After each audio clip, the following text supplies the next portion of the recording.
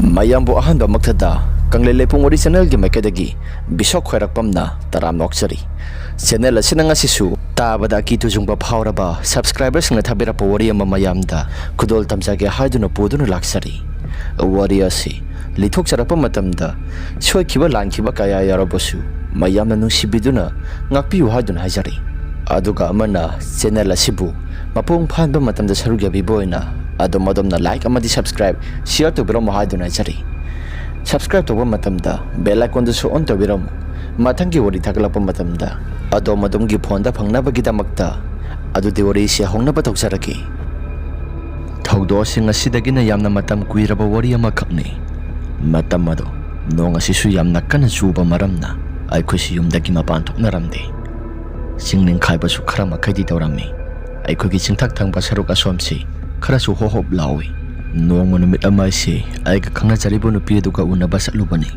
numito nong su khara lakle haidana ai si yum tamna lakle thangna balai kai dagi nupi oibani na isu khong na hepe chalubani aina lakpa kansida laikai gi maiba oiba ipu ama thengnai ipu asigi mamingna mani kawi boina kai tana saluribano ipu aisu pakhangni na nasunupi unaba salubani hoi phai salu na hawai ringai matamda satkadabani ado ipu di kadai waida saluribano mi gi thok thokpa ama salubani da lai gi nungsi khaidokpani haidana ama salubani halakpada ngairida ado ipu na singthak thangba saruk asomda isa singi yum sanglibani haidana adum ithanta lairisi sibu nungbu nungai bro boina mi mayam ama leiminabadudi nungbudi nungai tawbadabu makhoi gi masagi mathok singdo loina sinadana makhoi loina tongan sana khrabaduda ai thanda yum masida sangaga lehopani nungsiraba khungkang ase thadokuna satpado aisu pamde haidana lehopani sum lairak na kaso thoidokpa bu amata bu khandreda adum pungno nungaida ado ipu kakawidi karamba matamda yumda halakani haige khangdine makoisi quarter amada laibani na makoisu yamna nungaina laikre khangdeda ithanta ga lairak na jorolase punglonda lolaga ithanta naga sanari ponida aina haijariba mahai singasi lai khara thadokna wari sanabasudama yauri poni ipu aduna du hairaga noksilai maduda aina ipu aseng bagi ro haisya kadai dagi no da ngaw basidi chalage nangsu sanghoro asi hairaga ipu mani ado mahaki mayum thangba saruk adomda singthakta kakhatkre mahaki mayum asi singthak thangba sarukta sabani yamna pangwang na bakti kadi ai kusuma kha thangba saruk adomda laibani aina wakhalda khanna asumna sali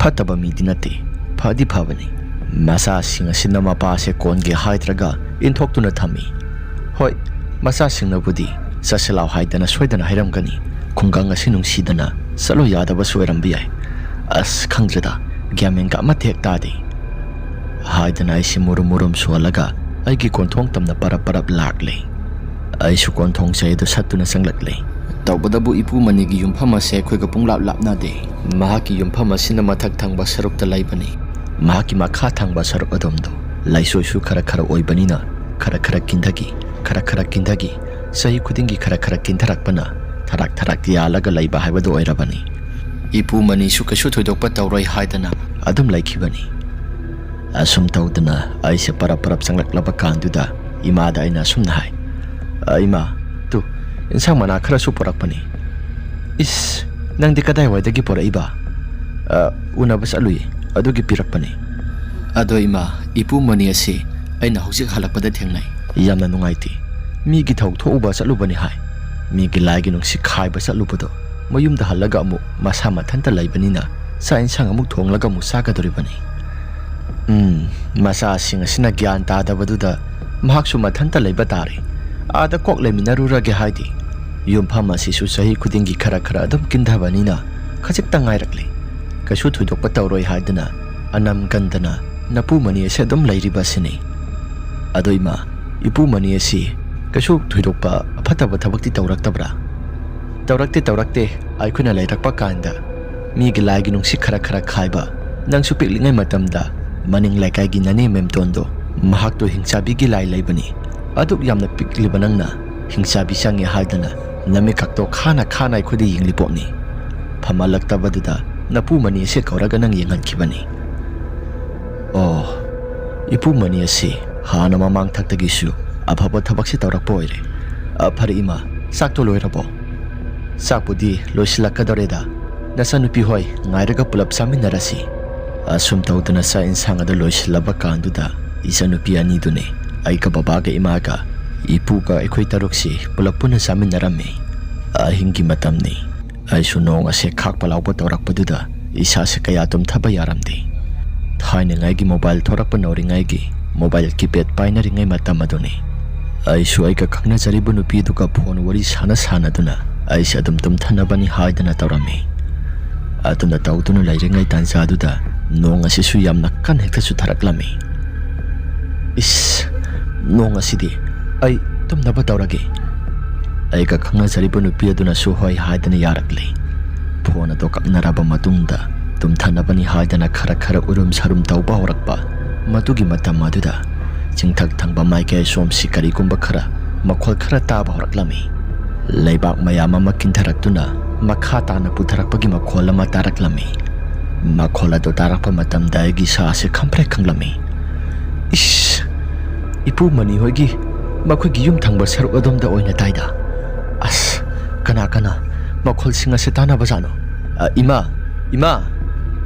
ꯑꯩꯅ ꯏꯃꯥ ꯍꯥꯏꯗꯅ ꯀꯧꯏ ꯃꯗꯨꯗ ꯏꯃꯥꯗꯨꯁꯨ ꯉꯥꯏꯍꯥꯛꯇꯪ ꯎꯏꯔꯨꯝ ꯁꯥꯔꯨꯝ ꯇꯧꯊꯕ ꯍꯧꯔꯛꯄ ꯃꯗꯨꯒꯤ ꯃꯇꯝ ꯑꯣꯏꯕꯖꯥꯠꯅꯤ ꯀꯩꯗꯧꯔꯒꯦ ꯍꯥꯏꯗꯅ ꯑꯐꯤꯡ ꯑꯐꯥꯏ ꯑꯣꯏꯅ ꯍꯪꯂꯛꯏ ꯃꯗꯨꯗ ꯑꯩꯅ ꯏꯄꯨꯃꯅꯤ ꯍꯣꯏꯒꯤ ꯑꯁꯣꯝ ꯊꯪꯕ ꯁꯔꯨꯛꯇ ꯃꯥꯜꯂꯦ ꯆꯤꯡ ꯅꯤꯡꯈꯥꯏꯈꯤꯕꯁꯦ ꯏꯃꯥꯁꯨ ꯀꯔꯤꯅꯣ ꯍꯥꯏꯗꯅ ꯀꯣꯏꯆꯦꯟ ꯆꯦꯜꯂꯝꯃꯤ ꯉꯥꯏꯍꯥꯛꯇꯪꯒꯤ ꯃꯇꯨꯡꯗ ꯂꯩꯀꯥꯏꯒꯤ ꯏꯃꯥꯟꯅꯕ ꯔꯥꯖꯦꯁ ꯑꯗꯣ ꯑꯩꯉꯣꯟꯗ ꯀꯣꯜ ꯇꯧꯔꯛꯂꯤ ꯅꯈꯣꯏꯒꯤ ꯃꯄꯥ ꯊꯪꯕ ꯁꯔꯨꯛꯇ ꯂꯩꯔꯤꯕ ꯏꯄꯨꯒꯤ ꯌꯨꯝꯐꯝ ꯑꯗꯣ ꯃꯈꯥ ꯇꯥꯅ ꯂꯣꯏꯅ ꯇꯥꯔꯛꯂꯦ ꯍꯥꯏꯗꯅ ꯃꯍꯥꯛꯅ ꯐꯣꯟ ꯇꯧꯔꯛꯂꯤ ꯏꯄꯨꯃꯅꯤꯒꯤ ꯌꯨꯝꯐꯝ ꯑꯗꯣ ꯃꯈꯥꯗ ꯂꯣꯏꯅ ꯇꯥꯔꯛꯂꯦ ꯍꯥꯏꯕꯗꯨꯗ ꯑꯩꯈꯣꯏ ꯃꯌꯥꯝ ꯑꯁꯤ ꯅꯣꯡ ꯈꯔ ꯊꯤꯂꯤ ꯆꯨꯔꯤꯕꯗꯣ ꯃꯗꯨꯒꯤ ꯃꯔꯛ ꯑꯗꯨꯗ ꯁꯥꯇꯤꯟ ꯄꯥꯏꯗꯨꯅ ꯂꯣꯏꯅ ꯍꯦꯛꯇ ꯆꯦꯟꯊꯣꯛꯅꯔꯛꯂꯤ ꯂꯩꯀꯥꯏꯒꯤ ꯂꯩꯅꯔꯤꯕ ꯅꯨꯄꯥ ꯅꯍꯥꯁꯤꯡ ꯑꯗꯨꯁꯨ ꯂꯣꯏꯅ ꯆꯦꯟꯊꯣꯛꯅꯔꯛꯂꯤ ꯑꯗꯨꯒ ꯇꯧꯔꯤꯕꯁꯤꯡ ꯑꯁꯤ ꯀꯔꯤꯅꯣ ꯍꯥꯏꯗꯅ ꯂꯣꯏꯅ ꯍꯦꯛꯇ ꯀꯣꯏꯊꯤ ꯊꯤꯅꯔꯤ ꯏꯄꯨꯃꯅꯤ ꯃꯊꯟꯇ ꯈꯛꯇ ꯂꯩꯕꯅꯤ ꯃꯇꯧꯁꯤꯡ ꯑꯗꯨꯗ ꯑꯩꯈꯣꯏ ꯃꯌꯥꯝ ꯑꯁꯤ ꯏꯄꯨꯃꯅꯤꯗꯨ ꯁꯤꯔꯝꯂꯅꯤ ꯍꯥꯏꯕꯁꯤ ꯑꯩꯈꯣꯏꯗꯤ ꯈꯪꯂꯦ ꯃꯆꯥꯅꯨꯄꯥꯁꯤꯡ ꯑꯗꯨꯒꯤ ꯅꯝꯕꯔ ꯑꯗꯨꯁꯨ ꯑꯃꯠꯇ ꯌꯥꯎꯗꯕ ꯂꯩꯀꯥꯏꯒꯤ ꯃꯦꯝꯕꯔ ꯑꯗꯨꯗ ꯇꯧꯔꯒ ꯃꯆꯥꯅꯨꯄꯥꯗꯨ ꯐꯣꯟ ꯇꯧꯗꯨꯅ ꯅꯈꯣꯏꯁꯨ ꯀꯨꯝꯂꯛꯂꯣ ꯃꯥꯃ ꯃꯅꯤꯁꯨ ꯅꯟꯁꯤꯟꯗꯨꯅ ꯊꯝꯈ꯭ꯔꯦ ꯍꯥꯏꯗꯅ ꯃꯆꯥꯁꯤꯡ ꯑꯗꯨꯗ ꯄꯥꯎ ꯄꯤꯔꯝꯃꯤ ꯃꯆꯥꯁꯤꯡ ꯑꯗꯨꯅꯁꯨ ꯀꯨꯝꯂꯛꯂꯒꯦ ꯍꯥꯏꯗꯅ ꯍꯥꯏꯔꯛꯈꯤ ꯃꯁꯤꯒꯤ ꯆꯩꯔꯛ ꯑꯁꯤꯗ ꯑꯩꯈꯣꯏ ꯃꯌꯥꯝ ꯆꯪꯗꯨꯅ ꯀꯣꯏꯊꯤ ꯊꯤꯕ ꯍꯥꯏꯕꯗꯨ ꯑꯣꯏꯔꯝꯃꯤ ꯊꯤꯕ ꯌꯥꯕ ꯊꯤꯔꯕꯁꯨ ꯂꯩꯀꯥꯏꯒꯤ ꯏꯄꯨꯃꯅꯤ ꯑꯁꯤ ꯐꯪꯕ ꯀꯧꯕ ꯂꯩꯈꯤꯗꯦ ꯑꯁ ꯅꯣꯡꯅꯒ ꯅꯣꯡ ꯆꯨꯕꯅꯤ ꯑꯣꯟꯊꯣꯛꯄꯒꯤ ꯃꯇꯧꯅꯤꯗ ꯂꯩꯈꯣꯝ ꯂꯩꯅꯥꯡꯁꯤꯡ ꯑꯁꯤꯁꯨ ꯂꯣꯏꯅ ꯍꯦꯛꯇ ꯄꯨꯡꯊꯨꯝ ꯊꯨꯝꯂꯕꯅꯤꯅ ꯄꯨꯊꯣꯛꯄ ꯃꯇꯝꯗ ꯈꯔ ꯐꯔꯛ ꯇꯥꯏ ꯃꯌꯥꯝ ꯀꯃꯥꯏꯅ ꯇꯧꯁꯤ ꯍꯥꯏꯕꯅꯣ ꯑꯁꯤꯕꯨ ꯕꯕꯥꯅ ꯍꯥꯏꯔꯛꯄꯅꯤ ꯂꯩꯀꯥꯏꯒꯤ ꯑꯍꯜꯁꯤꯡ ꯑꯗꯨꯅ ꯑꯍꯤꯡꯁꯤ ꯂꯦꯜꯂꯒ ꯊꯝꯕꯁꯨ ꯅꯨꯡꯉꯥꯏꯔꯣꯏ ꯀꯃꯥꯏꯅ ꯇꯧꯁꯤꯒꯦ ꯂꯩꯀꯥꯏꯒꯤ ꯀ꯭ꯂꯕꯀꯤ ꯄ꯭ꯔꯁꯤꯗꯦꯟ ꯑꯗꯨꯅ ꯈꯨꯔꯥ ꯁꯨꯃꯥꯏꯅ ꯇꯧꯔꯁꯤ ꯉꯁꯤꯒꯤ ꯑꯍꯤꯡꯁꯤ ꯇꯨꯝꯕ꯭ꯔꯥ ꯇꯨꯝꯗꯕ꯭ꯔꯥ ꯍꯛꯆꯥꯡ ꯑꯁꯦ ꯐꯪꯅꯕ ꯑꯩꯈꯣꯏ ꯊꯤꯔꯁꯤ ꯃꯗꯨ ꯅꯠꯇ꯭ꯔꯒꯗꯤ ꯅꯣꯡꯉꯥꯟꯈꯤꯕꯒ ꯍꯦꯛ ꯐꯔꯛ ꯇꯥꯕ ꯍꯥꯏꯕꯗꯣ ꯑꯣꯏꯒꯗꯧꯔꯤꯕꯅꯤ ꯑꯗꯨꯗꯤ ꯂꯩꯈꯣꯝ ꯂꯩꯅꯥꯡ ꯃꯌꯥꯝꯁꯤꯡ ꯑꯁꯤ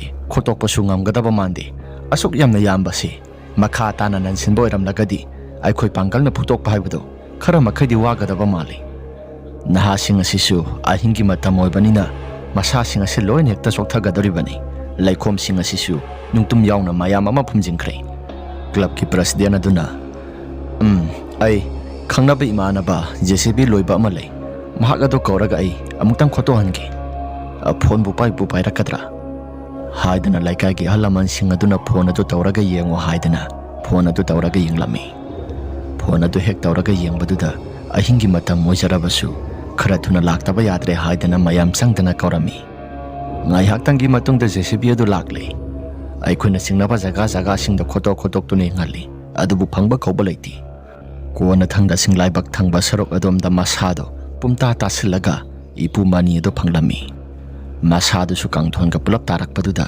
ꯀꯥꯡꯊꯣꯟꯒꯤ ꯃꯈꯥ ꯊꯪꯕ ꯁꯔꯨꯛ ꯑꯗꯣꯝꯗ ꯇꯣꯉꯥꯟ ꯇꯥꯔꯒ ꯀꯥꯡꯊꯣꯟꯅ ꯅꯥꯀꯜ ꯑꯃꯔꯣꯝꯗ ꯐꯨꯝꯖꯤꯜꯂꯝꯃꯤ ꯑꯗꯨꯒ ꯃꯁꯥꯗꯨꯅ ꯇꯣꯉꯥꯟꯅ ꯇꯥꯔꯒ ꯂꯩꯈꯣꯝ ꯂꯩꯅꯥꯡ ꯃꯌꯥꯝꯅ ꯄꯨꯡꯂꯨꯞ ꯂꯨꯞꯄꯒ ꯂꯩꯔꯝꯃꯤ ꯃꯇꯧ ꯑꯗꯨ ꯎꯕ ꯃꯇꯝꯗ ꯑꯩꯈꯣꯏ ꯃꯌꯥꯝ ꯑꯁꯤ ꯀꯤꯕꯅ ꯌꯥꯗ꯭ꯔꯦ ꯏꯄꯨꯃꯅꯤ ꯑꯁꯤ ꯂꯩꯈꯣꯝ ꯂꯩꯅꯥꯡ ꯃꯌꯥꯝꯁꯤꯡ ꯑꯗꯨ ꯆꯥꯝꯊꯣꯛꯂꯦ ꯇꯧꯕꯇꯕꯨ ꯃꯍꯥꯛꯀꯤ ꯃꯁꯥꯗꯨꯗꯤ ꯑꯁꯤꯕ ꯑꯣꯏꯅ ꯐꯪꯂꯕꯅꯤ ꯄꯨꯡ ꯑꯁꯤꯁꯨ ꯐꯅ ꯀꯨꯏꯅ ꯀꯥꯟꯅꯔꯒ ꯑꯩꯈꯣꯏꯅ ꯐꯪꯂꯛꯄꯅꯤ ꯑꯍꯤꯡꯒꯤ ꯄꯨꯡ 2 ꯇꯥꯁꯤꯜꯂꯛꯀꯗꯧꯔꯦ ꯑꯩꯈꯣꯏꯁꯨ ꯀꯃꯥꯏꯅ ꯇꯧꯁꯤꯒꯦ ꯍꯥꯏꯗꯅ ꯈꯟꯅꯔꯦ ꯃꯆꯥꯅꯨꯄꯥꯗꯨꯁꯨ ꯑꯊꯨꯕꯗ ꯄꯔꯞ ꯀꯨꯝꯂꯛꯂꯣ ꯍꯥꯏꯗꯅ ꯀꯧꯈꯤꯕꯗꯣ ꯃꯈꯣꯏꯁꯨ ꯊꯤꯟꯊꯕ ꯇꯧꯗꯅ ꯂꯥꯛꯂꯦ ꯏꯄꯨ ꯃꯅꯤꯒꯤ ꯃꯍꯥꯛꯀꯤ ꯃꯌꯥꯝꯕ ꯑꯃ ꯂꯩ ꯃꯌꯥꯝꯕꯗꯨꯒꯤ ꯃꯌꯨꯝꯗ ꯄꯨꯁꯤꯟꯗꯨꯅ ꯑꯍꯤꯡꯗꯨꯃꯗꯤ ꯂꯦꯟꯗꯨꯅ ꯊꯅꯝꯃꯤ ꯑꯁꯨꯝ ꯇꯧꯗꯨꯅ ꯅꯣꯡꯉꯥꯜꯂꯛꯂꯕ ꯀꯥꯟꯗꯨꯗ ꯂꯩꯀꯥꯏꯒꯤ ꯃꯤꯑꯣꯏꯁꯤꯡ ꯑꯗꯨ ꯇꯧꯗꯨꯅ ꯁꯦꯕꯥ ꯇꯧꯅꯕꯅꯤ ꯍꯥꯏꯗꯨꯅ ꯁꯦꯝꯕ ꯁꯥꯕ ꯇꯧꯔꯛꯂꯤ ꯂꯥꯏꯒꯤ ꯊꯧꯔꯝ ꯀꯌꯥꯁꯤꯡ ꯑꯗꯨꯁꯨ ꯂꯣꯏꯁꯤꯜꯂꯕ ꯀꯥꯟꯗꯨꯗ ꯑꯩꯈꯣꯏ ꯃꯌꯥꯝ ꯑꯁꯦ ꯄꯣꯠꯂꯣꯏꯅꯕꯒꯤꯗꯃꯛꯇ ꯂꯩꯀꯥꯏꯒꯤ ꯃꯪ ꯇꯥꯝꯅ ꯄꯨꯊꯣꯔꯛꯂꯤ ꯑꯁꯨꯝ ꯇꯧꯗꯨꯅ ꯄꯣꯠꯂꯣꯏꯕꯗꯨꯁꯨ ꯂꯣꯏꯁꯤꯜꯂꯕ ꯀꯥꯟ ꯑꯩꯈꯣꯏ ꯃꯌꯥꯝ ꯑꯁꯤ ꯆꯪꯅꯔꯁꯤ ꯍꯥꯏꯗꯅ ꯇꯧꯔꯛꯏ ꯑꯁ ꯑꯣꯟꯊꯣꯛꯅ ꯅꯨꯡꯉꯥꯏꯈꯤꯗ꯭ꯔꯦꯗ ꯏꯄꯨ ꯑꯁꯤ ꯉꯔꯥꯡꯗꯁꯨ ꯑꯩꯒ ꯊꯦꯡꯅꯔꯝꯂꯤ ꯄꯣꯠꯅꯤ ꯅꯨꯃꯤꯗꯥꯡ ꯋꯥꯏꯔꯝꯒꯤ ꯃꯇꯝ ꯑꯗꯨꯗ ꯏꯃꯥꯟꯅꯕ ꯔꯥꯖꯦꯁꯇ ꯑꯩꯅ ꯍꯥꯏꯕꯅꯤ ꯃꯗꯨꯗ ꯏꯃꯥꯟꯅꯕ ꯔꯥꯖꯦꯁꯅ ꯑꯁ ꯌꯥꯝꯅꯁꯨ ꯐꯕ ꯑꯍꯜꯅꯤ ꯑꯣꯟꯊꯣꯛꯅ ꯅꯨꯡꯉꯥꯏꯈꯤꯗ꯭ꯔꯦ ꯑꯗꯣ ꯆꯤꯡ ꯅꯤꯡꯈꯥꯏꯕꯗꯅꯒ ꯁꯤꯕ ꯑꯣꯏꯁꯤꯜꯂꯤ ꯑꯣꯟꯊꯣꯛꯅ ꯇꯝꯅꯒꯗꯧꯔꯤꯗ ꯑꯁ ꯈꯪꯗ꯭ꯔꯁꯤ ꯑꯩꯁꯨ ꯒ꯭ꯌꯥꯟꯃꯦꯟꯒ ꯑꯃꯠꯇ ꯇꯥꯗꯦ ꯉꯔꯥꯡ ꯑꯍꯤꯡ ꯑꯗꯣ ꯑꯩꯁꯨ ꯇꯥꯔꯛꯏ ꯅꯪꯅ ꯀꯣꯜ ꯇꯧꯔꯛꯇ꯭ꯔꯤꯉꯩꯗ ꯐꯔꯦꯁꯦ ꯊꯣꯛꯄ ꯑꯃ ꯂꯥꯛꯆꯔꯁꯅꯤꯁꯦ ꯍꯥꯏꯗꯅ ꯑꯩꯈꯣꯏꯁꯤ ꯌꯨꯝꯗ ꯍꯟꯅꯔꯛꯂꯦ ꯅꯨꯃꯤꯠꯇꯨꯃꯗꯤ ꯀꯅꯥꯒꯨꯝꯕ ꯑꯃꯠꯇꯁꯨ ꯌꯨꯝꯗꯒꯤ ꯃꯄꯥꯟ ꯊꯣꯛꯅꯈꯤꯗꯦ ꯅꯣꯡ ꯑꯁꯤꯁꯨ ꯊꯤꯠꯂꯤ ꯆꯨꯕꯒ ꯅꯨꯃꯤꯠꯇꯨꯁꯨ ꯄꯨꯝꯃꯝ ꯍꯦꯛꯇ ꯃꯝꯗꯨꯅ ꯅꯨꯃꯤꯠꯇꯨꯃꯗꯤ ꯈꯔ ꯊꯨꯅ ꯅꯨꯃꯤꯠ ꯇꯥꯕ ꯍꯥꯏꯕꯗꯨ ꯑꯣꯏꯔꯝꯃꯤ ꯁꯣꯔꯥꯠ ꯁꯣꯟꯒꯗꯧꯔꯤꯕ ꯑꯁꯤꯅ ꯏꯄꯨ ꯃꯅꯤꯒꯤ ꯃꯌꯥꯝꯕ ꯍꯣꯏꯗ ꯁꯣꯟꯒꯅꯤ ꯍꯥꯏꯗꯅ ꯇꯧꯔꯝꯃꯤ ꯃꯌꯥꯝꯕꯗꯨꯒꯤ ꯌꯨꯝ ꯑꯗꯨꯁꯨ ꯈꯔ ꯃꯈꯩꯗꯤ ꯆꯥꯎꯏ ꯑꯗꯨꯅ ꯃꯌꯥꯝꯕꯗꯨꯒꯤ ꯌꯨꯝꯖꯥꯎ ꯑꯗꯨꯗ ꯏꯄꯨ ꯃꯅꯤꯒꯤ ꯃꯆꯥꯁꯤꯡ ꯑꯗꯨ ꯂꯩꯔꯝꯃꯤ ꯃꯈꯣꯏꯁꯨ ꯊꯥꯕ ꯈꯣꯠꯄ ꯇꯧꯗꯨꯅ ꯇꯨꯝꯂꯝꯃꯤ ꯅꯨꯃꯤꯠꯇꯨꯃꯗꯤ ꯀꯅꯥꯒꯨꯝꯕ ꯑꯃꯠꯇꯁꯨ ꯃꯄꯥꯟ ꯊꯣꯛꯅꯗꯕꯗꯨꯗ ꯑꯩꯈꯣꯏꯁꯨ ꯀꯤꯅꯗꯨꯅ ꯃꯄꯥꯟ ꯑꯃꯠꯇꯁꯨ ꯊꯣꯛꯅꯔꯝꯗꯦ ꯅꯨꯃꯤꯗꯥꯡꯒꯤ ꯃꯇꯝ ꯑꯗꯨꯗ ꯏꯃꯥꯟꯅꯕ ꯔꯥꯖꯦꯁꯇꯣ ꯑꯩꯉꯣꯟꯗ ꯀꯣꯜ ꯇꯧꯔꯛꯂꯦ ꯕꯣꯏꯅꯥꯎ ꯇꯥꯕ꯭ꯔꯣ ꯑꯩꯁꯨ ꯏꯃꯥꯟꯅꯕ ꯔꯥꯖꯦꯁꯇ ꯀꯩ ꯍꯥꯏꯒꯦ ꯚꯥꯏ ꯑꯩ ꯑꯁꯤ ꯐꯝꯗ ꯉꯥꯏꯍꯥꯛꯇꯪ ꯂꯥꯛꯀꯦ ꯗꯁ ꯐꯥꯕꯤ ꯁꯥꯟꯅꯁꯤꯅ ꯑꯁ ꯇꯟꯕꯨ ꯇꯜꯂꯦꯗ ꯑꯩ ꯂꯥꯛꯍꯣꯏ ꯑꯁ ꯅꯣꯡꯁꯤꯒ ꯑꯩꯗꯤ ꯆꯠꯄ ꯇꯟꯕꯨ ꯇꯜꯂꯤꯗ ꯂꯥꯛꯑꯣ ꯌꯥꯔꯦ ꯑꯩ ꯂꯥꯛꯑꯕꯅꯤꯀꯣ ꯄꯩꯁా ꯈꯔ ꯄꯨꯔꯒ ꯂꯥꯛꯑꯣ ꯍꯥꯏꯗꯅ ꯏꯃꯥꯟꯅꯕ ꯔꯥꯖꯦꯁꯇꯣ ꯂꯥꯛꯂꯦ ꯑꯩꯁꯨ ꯏꯃꯥꯟꯅꯕ ꯔꯥꯖꯦꯁꯅ ꯍꯥꯏꯔꯤꯕꯗꯣ ꯍꯤꯛꯇꯣꯛꯄ ꯑꯃꯠꯇ ꯉꯝꯂꯝꯗꯦ ꯄꯤꯛꯂꯤꯉꯩ ꯃꯇꯝꯗꯒꯤ ꯇꯤꯟꯅꯔꯛꯄ ꯏꯃꯥꯟꯅꯕ ꯑꯣꯏꯕꯅꯤꯅ ꯃꯥꯅ ꯍꯥꯏꯕ ꯋꯥꯁꯨ ꯑꯩꯅ ꯇꯥꯏ ꯑꯩꯅ ꯍꯥꯏꯕ ꯋꯥꯁꯨ ꯃꯥꯅ ꯇꯥꯏ ꯏꯕꯥꯅꯤꯁꯦ ꯄꯩꯁꯥ ꯈꯔ ꯄꯨꯔꯛꯇꯨꯅ ꯃꯍꯥꯛꯅ ꯂꯥꯛꯂꯦ ꯑꯁꯨꯝ ꯇꯧꯗꯨꯅ ꯏꯕꯥꯅꯤꯁꯦ ꯄꯩꯁꯥ ꯄꯨꯗꯨꯅ ꯂꯥꯛꯃꯤꯟꯅꯔꯕ ꯀꯥꯟꯗꯨꯗ ꯑꯁꯤꯐꯝ ꯑꯗꯨꯗ ꯌꯧꯔꯛꯂꯦ ꯃꯤꯁꯨ ꯀꯌꯥ ꯊꯣꯏꯗꯣꯛꯅ ꯇꯤꯟꯕ ꯑꯣꯏꯔꯝꯗꯦ ꯆꯥꯛꯉꯟ ꯆꯥꯔꯒ ꯑꯩꯈꯣꯏꯁꯦ ꯂꯥꯛꯄꯅꯤ ꯑꯁꯨꯝ ꯇꯧꯗꯨꯅ ꯂꯩꯀꯥꯏꯒꯤ ꯅꯍꯥ ꯈꯔꯒ ꯂꯩꯔꯝꯃꯤ ꯑꯩꯈꯣꯏꯁꯦ ꯗꯁ ꯐꯥꯕꯤ ꯁꯥꯟꯅꯗꯨꯅ ꯄꯩꯁꯥ ꯊꯥꯕꯤ ꯁꯥꯟꯅꯔꯝꯃꯤ ꯅꯨꯃꯤꯠꯇꯨꯃꯗꯤ ꯄꯩꯁꯥꯁꯦ ꯑꯁꯨꯛꯀꯤ ꯃꯇꯤꯛ ꯌꯥꯝꯅ ꯇꯣꯡꯉꯤ ꯃꯗꯨꯒꯤꯁꯨ ꯃꯊꯛꯇ ꯃꯥꯟꯗꯣꯞ ꯈꯜꯂꯤꯕ ꯃꯥꯏꯀꯩ ꯑꯁꯣꯝꯗ ꯑꯩꯈꯣꯏ ꯃꯔꯤ ꯈꯛꯇꯅꯤ ꯁꯥꯟꯅꯔꯤꯕꯁꯤ ꯃꯅꯨꯡ ꯊꯪꯕ ꯁꯔꯨꯛ ꯑꯗꯣꯝꯗꯅ ꯏꯃꯨꯡ ꯃꯅꯨꯡꯒꯤ ꯃꯤꯑꯣꯏꯁꯤꯡ ꯂꯩꯅꯗꯨꯅ ꯋꯥꯔꯤ ꯀꯌꯥ ꯃꯔꯨꯝ ꯑꯃ ꯇꯥꯟꯅꯔꯤ ꯑꯩꯅ ꯖ꯭ꯋꯥꯔ ꯁꯥꯟꯅꯅ ꯁꯥꯟꯅꯔꯤꯕꯅꯤ ꯍꯥꯏꯗꯅ ꯑꯩꯈꯣꯏ ꯃꯔꯤ ꯈꯛꯇꯅꯤ ꯁꯥꯟꯅꯔꯤꯕꯁꯤ ꯑꯇꯩ ꯖꯤꯕ ꯑꯃꯠꯇꯁꯨ ꯂꯥꯛꯇꯦ ꯑꯁ ꯑꯁꯤ ꯐꯝꯅꯤ ꯍꯥꯏꯗꯅ ꯃꯇꯧꯒ ꯑꯃꯠꯇ ꯍꯦꯛ ꯃꯥꯟꯖꯗꯦꯗ ꯑꯇꯩꯁꯤꯡ ꯑꯗꯨꯗꯤ ꯀꯤꯔꯦ ꯍꯥꯏꯗꯅ ꯂꯥꯛꯇ꯭ꯔꯕ ꯃꯥꯜꯂꯤ ꯏꯇꯥꯎ ꯔꯥꯖꯦꯁ ꯄꯩꯁꯥ ꯈꯔ ꯇꯣꯡꯂꯤꯉꯩꯁꯤꯗ ꯑꯩꯈꯣꯏ ꯇꯣꯛꯅꯕ ꯇꯧꯔꯁꯤꯔꯥ ꯑꯇꯩ ꯁꯥꯟꯅꯃꯤꯟꯅꯔꯤꯕ ꯏꯃꯥꯟꯅꯕ ꯑꯅꯤꯗꯨꯅ ꯌꯥꯔꯣꯏ ꯁꯥꯟꯅꯈꯤꯒꯗꯕꯅꯤ ꯑꯩꯈꯣꯏ ꯄꯩꯁꯥ ꯌꯥꯝꯅ ꯃꯥꯡꯉꯤꯀꯣ ꯍꯟꯖꯤꯜꯂꯀꯥꯟꯗ ꯑꯩꯈꯣꯏ ꯇꯣꯛꯀꯗꯕꯅꯤ ꯑꯩꯁꯨ ꯍꯣꯏꯗ ꯍꯥꯏꯗꯨꯅ ꯌꯥꯔꯝꯃꯤ ꯑꯁꯨꯝ ꯇꯧꯗꯅ ꯉꯥꯏꯍꯥꯛꯀꯤ ꯃꯇꯨꯡꯗ ꯑꯩꯈꯣꯏꯁꯤ ꯁꯥꯟꯅꯕꯁꯤ ꯇꯣꯛꯂꯁꯤ ꯍꯥꯏꯗꯅ ꯇꯣꯛꯅꯔꯦ ꯑꯩꯈꯣꯏꯒ ꯁꯥꯟꯅꯃꯤꯟꯅꯔꯤꯕ ꯏꯃꯥꯟꯅꯕ ꯑꯅꯤꯗꯨꯗꯤ ꯄꯩꯁꯥꯁꯤ ꯄꯨꯝꯇꯠ ꯇꯠꯂꯤ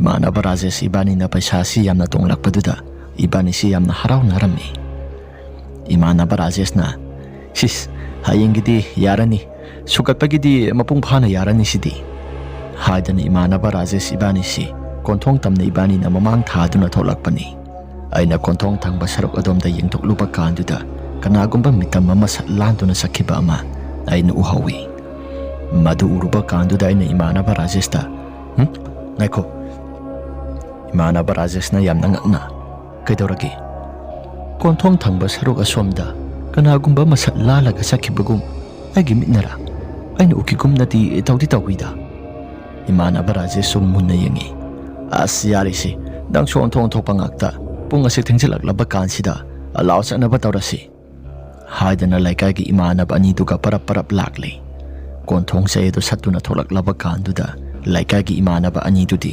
ꯃꯈꯣꯏꯒ ꯑꯩꯈꯣꯏꯒꯁꯤ ꯂꯝꯕꯤ ꯃꯥꯟꯅꯗꯦ ꯏꯃꯥꯟꯅꯕ ꯔꯥꯖꯦꯁ ꯀꯩꯒꯗꯤ ꯂꯝꯕꯤ ꯄꯨꯜꯂꯦ ꯍꯥꯏꯗꯅ ꯏꯕꯥꯅꯤꯁꯦ ꯂꯥꯛꯂꯦ ꯏꯕꯥꯅꯤꯁꯨ ꯇꯣꯡꯂꯛꯄ ꯄꯩꯁꯥꯗꯨ ꯌꯦꯟꯅꯗꯨꯅ ꯂꯝꯕꯤ ꯑꯗꯨꯗ ꯂꯥꯛꯂꯦ ꯂꯩꯀꯥꯏꯒꯤ ꯏꯃꯥꯟꯅꯕ ꯑꯅꯤꯗꯨꯅꯗꯤ ꯍꯌꯦꯡꯁꯨ ꯁꯥꯟꯅꯁꯤ ꯍꯌꯦꯡꯗꯤ ꯅꯈꯣꯏ ꯑꯅꯤ ꯈꯪꯒꯅꯤ ꯍꯥꯏꯗꯅ ꯆꯠꯈꯤꯕꯅꯤ imanaba Rajesh ibani paisadu yena duna lakli. Aisu tung handuna housing haktang da ukiba kaya singado karino haidana moningi. Asiyari si tung halaga mu yengaga lairi alaw yare kaidobage. Aisu imanaba Rajesh ta munna yengduna lakli. Imanaba Rajesh to ase nangi sarukse aisu sanaba tawrage hayeng to sanasiko ngasidu yamna nungai. Aisu imanaba Rajesh ta karigumba amata hairamde hoi khaktamak hairami. Asum tautana imanaba Rajesh to sumayumda sangkre. Aisu konthong ase parap sanglaktuna konthong saidu satya haidana tawringai tanjaduda maning thangba saruk asomda ahal oiraba khonjel amana boinaw haidana kauраklami. Aisu kanano haidana phatlai thoktuni yenglupa kanduda kanakumba amata suleiramde. Matawaduda igi sasingakpana khamthengli. Ish kanano aigi wakhalnara haujiwaida tungthangba saruk asida igi ming kaurakibado. Haidana aisu humang anapi kanglakli masa mathanta parap konthong saidu satlaba kanduda aisi konthong saidu thingjalli aduga yumtamna parap lakli. Sensat pasu yadabagum taw sumang asisu khara makhadi nalli. As ngasigi numit asida thengnariba mayamsing asi karino onthokpagi matongnida. Aisu ima haiduna kauri aduga thong hango haidana kauringai tanjaduda mai asisu putlong hekta mutkare. Tanjaduda nong asisu khaklakli. Konthong thangba maike somda isu isasi yeningba ma phauраktuna konthong maike adomda yenglupani. Nong khaklakpaduda tanja isa sana konthong thangba maike somda musinguba ama saisu suraga leplibado makokta koyek amasu yepagum tawi. Aisu madu uraklaba kanduda igi sase khamprek khanglami aduga nong adu sung hektang leiraba matungda khaklakpa kandadi amuka sulairamde. Matawaduda igi sase ngakpana khamthengli. Ima thong samukta hango khara thuna haiduna isi imada kaurami. Imada su tare haiduna thong adu parap hangdorakli. Aisu wa langkari kumba amata haiba tawda thong adu patlongna thingjelli aduga sorma piyama honduna ina imada. As ngasi aigi sada thengnariba mayamsing asi karino ima ai gyanenga amata tadri. Imana kaidawrake haidan hanglai. Aisu ngasai makai thokliba wari singa do loina tamli maduda imana nangsu napu mani na siramdagi sigadaba numit aduda nang hek thengnarure maduna wakhal pungai oisindana nangi na saduda karigumba mai tok toba mali apharisi khujulai khamasi tawrakana sado kharo okthok pigela haidana isu imana khujulai khama do khara tharakli aduga isapumba okthokli. Aisu aigi ka tamna lakli. Ngasi aina tawriba mayamsing ase karino haidana aisu wakhal te khalai. Ngasi tawriba mayamsing ase karino ai imana pokpadagi thengnaraktriba ngaktani. As onthokpagi matawnida haidana isi tumthage khan adubu tumthabadi pakne hekta yaramde. Mit ase usinaba hotnarabasu aigi sasi pakne hekta yaramde. Tawbadabu tumthadabadi yade haidana isi uirum sarum tawba horakpa madugi matamni. Aikhigi konthong saya se kanagumba amana satuna parap sanglaktuna kanagumba amana aigi ming kauraka aikhigi sumang matol thangba saruk adomda leplibado aisu mami sami oina mangoi hawai uba horakli. Nupada sumasak masamata khangde tawbadabu masado phajom pumya setuna masado sumang matol thangba sarukta boinaw haiduna kauribado aidi sasi uirum sarum tawna aigi mitte uraklabaduda isasi akiba madi phaurakli. Mangoi hawai aisu taibang pauna sinda murum solami. Sakhangdaba nangbu kanano nasakna saswamata khangdi nangbu kanano haidana aisi sakhangdaba nupaduda aina hairami. Tanjaduda nong asisu khaklakpaduda sakhangdaba nupado ipu mani oiraga lairami. Ipu mani ki mamai mamitta nongna loina thumjinkhibagi pungkai kairaba saktamado madu oiraga lairami. Madu upaduda igi sase taibang pauna lauraktuna mikap khangthok thorakli. Hais hauji ngaktangi mamangda ukibado ipu mani natra mani mahakna aigi inakasida adam sayak khoyenadana tawribasi karino. As mahaki masa masusingdadi amata uhantaba sala haidana wakhalda khantuna lairingai tanjaduda ngasagi matawgong konthong saido sapsana muksat bahorakli Aduga sumama tol thangba sarukta nupa amana nahe heduna kapalaw bagi makhol ama tarakle. Masinda su kari no moron mari amata khangdaba murum sonduna lay. Mataw aduda igi sasi kibana yadre. Ima haina kauge khalli. Tawbadabu ima haina kaukadabado. Aigi sase panggal thokna kauba amata ngablamde. Khanawa sisu kanagumba amana phajilapagumna makhol amata su thokhidre. Ay ngasigi matawasi ngaktaba ngamde. Kari mata langono sibo.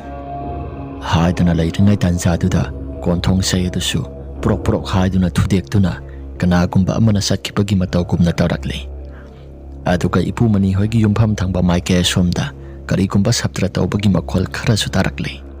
Kanagumba nupa amana nungthugaibagi makhol ama yamna kana tarakle. Makhol adu aisu laikai sarasanba makhai taramkani haidana khalli. Ngai haktangi matungda makhol sing adusu saplepre. Adum hek lepkibaduda aisu isasi kitang di pharakle. Tumthagi haidana isi tumthari. Nongalak kanda ngarangi makhol nungthugaibagi makhol adu mayam tanabra haidana mayam asisu wari sibon sanarammi. Laikagi miyam sing adusu loin hekta tanaraba male. Adubu aina hakolakpa matamda khwaidagi ngagliba amana aikhugi konthong sayasi kanagumba amana thudektuna sakhibado karigumba amata mapop kaidana konthong sayadu masagi maphamda sap sana haplammi. Mataw aduda isu ingangактuna ngarang thokiba mangda ukhiba mayam singado imada loina tamli. Maduda imana khangdreda aphaba phana tawramlabasu mahaki atma asina phataboin oiraklabra. As hana sanaramba lai singdona sanaribra. Adubu phatabaromda lai sanaramgani haibadi aidi thajaba ngamde. Masa singa sinasu yengsinbidraba ningam kai ngamdana sikhibaduda mahaksu tawribra khangde. As ngyamen ka mata tadi bungo. Haidana aikosi wari watai khara sanari. Asum tawdana asti phabolo singkre. Tawbadabu asti manung saidya siphamda mata salamde. Satpatali haidana. Adubu noma amadi imanaba Rajeshna hangchiti sorani. Aduna siphamda muktang di salusi haidana mahaksu makuta tos ama paiduna lakle. Aisu imanaba Rajeshna haribado satlagi haidana isu salami. Kutta paisa khara paiduna paisa thanabi sanarugi haidana isu lakle. Numitumadi sanabase koi khara marang kaiba haibado irami. Asumna jwarado sana na ahingi pung baro tasilakadore. Numitu su paisa yamna tongi. Imanaba Rajesh ta ina asumna hai. Rajesh, sanaba tawrasiba. Nanga igasi lam kitang sulapi. Imanaba Rajesh na ngai khoda paisa su yamna tongi basidi sana kisi makhatana. Nang nahan tawriba mayam singado nang khangba natra. As mawaga matalog disi adum sanam. Haidana imanaba Rajesh na hirakli. Mahakna toksi yadrabani na isu adum sana bahay badoyrami. Ngayaktangi matungda pung asi baro tasilakli. Aisu halasi haidana imanaba Rajesh ta giri taklami. Aitay sana minaramba kaya singa dusloy na kara sana kibana miya dusumata layraktri.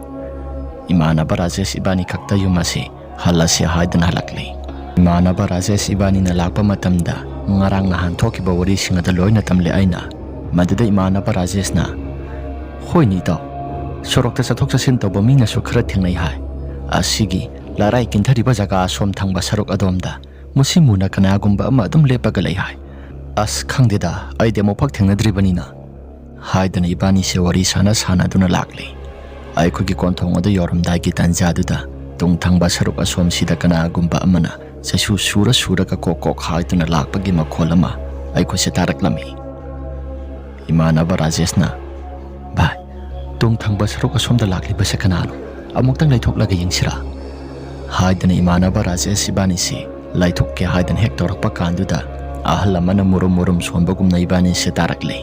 Ibani na hek laithoktuni yengluba kanduda nupa ama makhwangi saroktagi nama kok phawpa musing muba makai koyekda mayetuna sasu suraga masaduna tawri laklibado ibani su thori. Ibani na adum hek uruba kanduda suki matik isasi kiba phawrakle.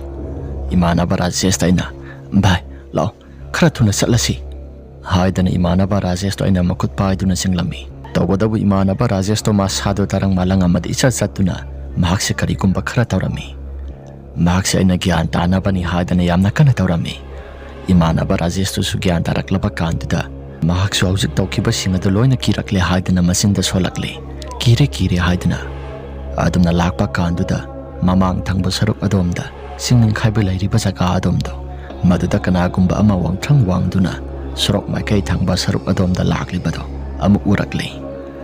ꯅꯨꯃꯤꯠꯇꯨ ꯊꯥꯕꯜꯁꯨ ꯃꯉꯥꯜ ꯐꯖꯅ ꯐꯩ. ꯅꯣꯡꯁꯨ ꯈꯔ ꯆꯨꯕ ꯄꯥꯊꯈꯤꯕꯗꯨꯗ ꯑꯇꯤꯌꯥꯁꯤꯁꯨ ꯏꯍꯥꯡ ꯍꯥꯡꯗꯨꯅ ꯊꯥꯕꯜꯒꯤ ꯃꯉꯥꯜ ꯑꯗꯨ ꯌꯥꯝꯅ ꯐꯖꯕ ꯍꯥꯏꯕꯗꯨ ꯑꯣꯏꯔꯝꯃꯤ. ꯊꯥꯕꯜꯒꯤ ꯃꯉꯥꯜ ꯑꯗꯨꯗ ꯃꯃꯤ ꯁꯥꯃꯤ ꯑꯣꯏꯅ ꯂꯥꯛꯂꯤꯕꯗꯣ ꯏꯃꯥꯟꯅꯕ ꯔꯥꯖꯦꯁ ꯏꯕꯥꯅꯤꯅ ꯎꯔꯛꯄꯅꯤ. ꯂꯥꯛꯂꯤꯕ ꯃꯤꯇꯝ ꯑꯗꯨꯁꯨ ꯆꯞ ꯍꯦꯛꯇ ꯂꯦꯞꯄꯤ. ꯑꯗꯨꯒ ꯑꯩꯈꯣꯏ ꯇꯝꯅ ꯃꯃꯥꯏ ꯑꯗꯨ ꯇꯞꯅ ꯇꯞꯅ ꯑꯣꯟꯁꯤꯜꯂꯛꯂꯤ. ꯏꯃꯥꯟꯅꯕ ꯔꯥꯖꯦꯁꯁꯨ ꯃꯁꯥꯗꯣ ꯀꯤꯕ ꯍꯦꯟꯃꯜꯂꯛꯇꯅ ꯑꯩꯈꯣꯏ ꯇꯝꯅ ꯄꯔꯞ ꯆꯦꯟꯁꯤꯟꯈꯤ. ꯑꯩꯁꯨ ꯄꯔꯞ ꯃꯇꯨꯡ ꯏꯟꯅꯗꯨꯅ ꯆꯦꯟꯁꯤꯜꯂꯛꯂꯤ. ꯏꯃꯥꯟꯅꯕ ꯔꯥꯖꯦꯁꯇꯣ ꯀꯣꯟꯊꯣꯡ ꯆꯩꯒ ꯑꯃꯠꯇ ꯁꯠꯇꯕꯤꯗ ꯂꯤꯠꯇꯨꯅ ꯆꯪꯈ꯭ꯔꯦ. ꯑꯩꯁꯨ ꯀꯣꯟꯊꯣꯡ ꯆꯩ ꯑꯗꯨ ꯁꯠꯇꯕꯤꯗ ꯂꯤꯠꯇꯨꯅ ꯆꯪꯂꯛꯂꯤ. ꯌꯨꯝ ꯇꯝꯅ ꯊꯣꯡ ꯑꯗꯨ ꯄꯔꯞ ꯍꯥꯡꯗꯣꯛꯂꯣ ꯍꯥꯏꯗꯨꯅ ꯏꯃꯥꯗ ꯀꯧꯔꯦ. ꯏꯃꯥꯅꯁꯨ ꯊꯣꯡ ꯑꯗꯨ ꯍꯥꯡꯗꯣꯔꯛꯂꯤ. ꯏꯃꯥꯗ ꯊꯣꯛꯈꯤꯕ ꯋꯥꯔꯤꯁꯤꯡ ꯑꯗꯨ ꯂꯣꯏꯅ ꯇꯝꯂꯤ.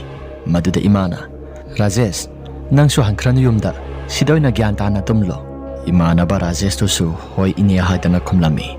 ꯑꯁꯨꯝ ꯇꯧꯗꯅ ꯑꯍꯤꯡꯒꯤ ꯃꯇꯝꯗꯨꯃꯗꯤ ꯏꯃꯥꯟꯅꯕ ꯔꯥꯖꯦꯁ ꯏꯕꯥꯅꯤ ꯇꯨꯝꯊꯗꯕꯤꯗ ꯋꯥꯔꯤ ꯋꯥꯇꯥꯏ ꯈꯔ ꯁꯥꯟꯅꯔꯤ. ꯍꯟꯗꯛ ꯇꯧꯔꯤꯕ ꯂꯩꯀꯥꯏꯒꯤ ꯊꯧꯑꯣꯡꯁꯤꯡ ꯑꯁꯤꯒꯤ ꯃꯇꯥꯡꯗ. ꯑꯗꯨꯝꯅ ꯋꯥꯔꯤ ꯋꯥꯇꯥꯏ ꯁꯥꯟꯅꯗꯨꯅ ꯂꯩꯔꯤꯉꯩ ꯇꯥꯟꯖꯥ ꯄꯨꯡ ꯑꯃꯃꯨꯛ ꯇꯥꯁꯤꯜꯂꯛꯂꯤ. ꯆꯤꯡ ꯀꯤꯟꯊꯈꯤꯕ ꯖꯒꯥ ꯑꯗꯣꯝ ꯊꯪꯕ ꯁꯔꯨꯛ ꯑꯗꯣꯝꯗ ꯀꯅꯥꯒꯨꯝꯕ ꯑꯃꯅ ꯌꯥꯝꯅ ꯀꯟꯅ ꯂꯥꯎ ꯈꯣꯡꯗꯨꯅ ꯁꯞꯇ꯭ꯔ ꯇꯧꯕꯒꯤ ꯃꯈꯣꯜ ꯑꯃ ꯇꯥꯔꯛꯏ. ꯃꯇꯧ ꯑꯗꯨꯗ ꯏꯃꯥꯟꯅꯕ ꯔꯥꯖꯦꯁ ꯏꯕꯥꯅꯤꯁꯤ ꯋꯥꯗꯤ ꯑꯃꯠꯇ ꯉꯥꯡꯅꯗꯕꯤda ꯇꯨꯃꯤꯟ ꯍꯦꯛꯇ ꯂꯩ. ꯑꯁꯨꯝ ꯇꯧꯗꯨꯅ ꯁꯞꯇ꯭ꯔ ꯇꯧꯔꯝꯕ ꯄꯨꯝꯅꯃꯛꯁꯤꯡ ꯑꯗꯨꯁꯨ ꯂꯣꯏꯅ ꯍꯦꯛꯇ ꯐꯈ꯭ꯔꯦ. ꯁꯣꯔꯥꯠ ꯂꯣꯏꯗ꯭ꯔꯤ ꯐꯥꯎꯕꯗꯤ ꯃꯈꯣꯜꯁꯤꯡ ꯑꯗꯨ ꯂꯣꯏꯅ ꯍꯦꯛꯇ ꯇꯥꯏ. ꯑꯍꯤꯡ ꯈꯨꯗꯤꯡꯒꯤ. ꯁꯣꯔꯥꯠ ꯂꯣꯏꯔꯕ ꯀꯥꯟꯗ ꯃꯌꯥꯝꯁꯤꯡ ꯑꯁꯤꯅ ꯂꯩꯕ ꯉꯝꯂꯛꯇꯕ ꯃꯔꯝꯅ ꯃꯌꯥꯝ ꯑꯁꯤ ꯀꯤꯔꯦ ꯍꯥꯏꯗꯅ ꯑꯇꯣꯞꯄ ꯂꯩꯀꯥꯏꯗꯒꯤ ꯃꯥꯏꯕ ꯑꯃ ꯀꯧꯗꯨꯅ ꯃꯐꯝ ꯖꯒꯥꯗꯨꯗ ꯀꯔꯤꯅꯣ ꯂꯥꯏꯒꯤ ꯇꯤꯟꯒꯤ ꯈꯔ ꯈꯨꯔꯝꯍꯜꯂꯤ. ꯑꯗꯨꯝꯅ ꯂꯥꯏꯁꯤ ꯈꯨꯔꯝꯈ꯭ꯔꯕ ꯃꯇꯨꯡꯗ ꯀꯔꯤꯒꯨꯝꯕ ꯑꯃꯠꯇꯁꯨ ꯇꯧꯔꯛꯈꯤꯗ꯭ꯔꯦ. ꯇꯧꯕꯗꯕꯨ ꯆꯤꯡꯅꯤꯡꯈꯥꯏꯕꯗ ꯌꯥꯎꯈꯤꯕ ꯎꯇꯦꯛ ꯋꯥꯇꯦꯛ ꯃꯌꯥꯝꯁꯤꯡ ꯑꯗꯨ ꯄꯥꯏꯁꯤꯟꯗꯨꯅ ꯄꯨꯂꯞ ꯃꯩ ꯊꯥꯗꯣꯛꯈ꯭ꯔꯣ ꯍꯥꯏꯗꯅ ꯃꯐꯝ ꯑꯗꯨꯗ ꯄꯨꯂꯞ ꯃꯩ ꯊꯥꯗꯣꯛꯈꯤ. ꯑꯗꯨꯝꯅ ꯍꯦꯛ ꯇꯧꯈ꯭ꯔꯕ ꯀꯥꯟꯗꯨꯗ ꯀꯔꯤꯒꯨꯝꯕ ꯑꯃꯠꯇꯁꯨ ꯇꯧꯔꯛꯈꯤꯗ꯭ꯔꯦ. ꯇꯧꯕꯗꯕꯨ ꯑꯩꯈꯣꯏꯅ ꯊꯦꯡꯅꯈꯤꯕ ꯃꯇꯝ ꯑꯗꯨꯗ ꯌꯥꯝꯅ ꯑꯀꯤꯕ ꯐꯪꯈꯤꯕ ꯍꯥꯏꯕꯗꯨ ꯑꯣꯏꯈꯤ. ꯏꯄꯨ ꯃꯅꯤꯒꯤ ꯊꯋꯥꯏ ꯑꯁꯤ ꯌꯥꯝꯅ ꯇꯣꯏꯅ ꯊꯣꯛꯇ꯭ꯔꯒꯁꯨ ꯃꯔꯛꯇ ꯅꯣꯡꯊꯤ ꯅꯣꯡꯃꯪꯕ ꯃꯇꯝꯗ ꯈꯔ ꯊꯣꯛꯏ ꯍꯥꯏꯗꯅ ꯂꯩꯀꯥꯏꯒꯤ ꯃꯤꯑꯣꯏꯁꯤꯡꯅ ꯍꯥꯏꯅꯩ. ꯑꯗꯨꯕꯨ ꯑꯩꯗꯤ ꯃꯇꯨꯡ ꯇꯥꯔꯛꯄꯗ ꯀꯔꯤꯒꯨꯝꯕ ꯑꯃꯠꯇꯁꯨ ꯊꯦꯡꯅꯈꯤꯗ꯭ꯔꯦ. ꯋꯥꯔꯤ ꯑꯁꯤ ꯃꯇꯥꯡ ꯑꯁꯤꯗ ꯂꯣꯏꯁꯤꯟꯖꯔꯦ. ꯀꯔꯤꯒꯨꯝꯕ ꯋꯥꯔꯤ ꯑꯁꯤ ꯅꯨꯡꯉꯥꯏꯕꯤꯕ ꯇꯥꯔꯒꯗꯤ ꯂꯥꯏꯛ ꯑꯃꯗꯤ ꯁꯕꯁꯀ꯭ꯔꯥꯏꯕ, ꯁꯤꯌꯔ ꯇꯧꯕꯤꯔꯝꯃꯣ ꯍꯥꯏꯗꯨꯅ ꯍꯥꯏꯖꯔꯤ. ꯑꯗꯨꯒ ꯑꯃꯅ ꯑꯗꯣꯝꯒꯤ ꯏꯁꯥꯗ ꯊꯣꯛꯄ ꯑꯁꯦꯡꯕ ꯋꯥꯔꯤꯁꯤꯡ ꯂꯩꯕꯤꯔꯒꯗꯤ ꯑꯩꯈꯣꯏꯅ ꯄꯤꯊꯣꯛꯆꯔꯤꯕ WhatsApp ꯅꯝꯕꯔ ꯑꯁꯤꯗ ꯊꯥꯕꯤꯔꯛꯅꯕ ꯅꯤꯡꯁꯤꯡꯖꯔꯤ. ꯉꯁꯤꯒꯤ ꯑꯣꯏꯅꯗꯤ ꯃꯇꯥꯡ ꯑꯁꯤꯗ ꯂꯣꯏꯁꯤꯟꯖꯔꯒꯦ. ꯃꯊꯪꯒꯤ ꯋꯥꯔꯤꯗ ꯑꯃꯨꯛ ꯍꯟꯅ ꯊꯦꯡꯅꯔꯁꯤ. ꯏꯃꯥ ꯂꯩꯕꯥꯛꯅ ꯌꯥꯏꯐꯔꯦ.